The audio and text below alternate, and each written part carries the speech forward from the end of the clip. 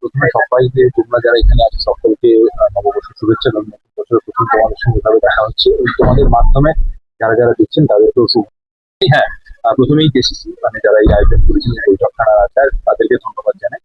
এবং এমন একটা বিষয় ছিল যেটা অনেক কিছুই মনে পড়ে যাচ্ছিল স্মৃতিচারণ, তাই তার কিছু কিছু করলাম।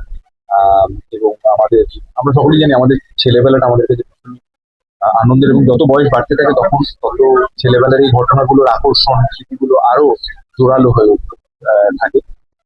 তবে আমি যেটা বললাম স্টেজে আবারও বলি যে তখন হয়তো মাঝে মধ্যেই রাগ হতো, মাঝে মধ্যে বুঝতে পারতাম না কেন এত শাস্তি, কিসের এত বাধা, কেন এটা করবো না।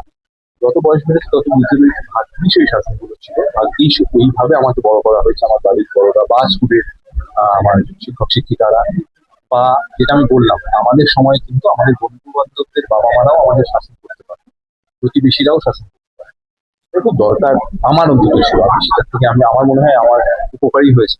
তবে তার মাঝখানে যখনই নিয়ম থাকে, শাসন থাকে, সেটা নিয়ে বেরোনোরও কম্পিটিটিভও করতে হয়। খুব বেশি কিছু করিনি, এটুকুও বলতে পারি যে খুব মারাত্মক চ্যালেঞ্জিং সিচুয়েশন বড়দের ফেস করতে হয়েছে আমার জন্য, এরকম হয়নি। আমি খুব শান্ত ছিলাম, সেটা আমার মুখ দেখেও বোঝা যায়, বিভিন্ন চিহ্ন তো আমার আছে। বাট আমি নিজেকে মনে করি I thankful and grateful that I lovely childhood.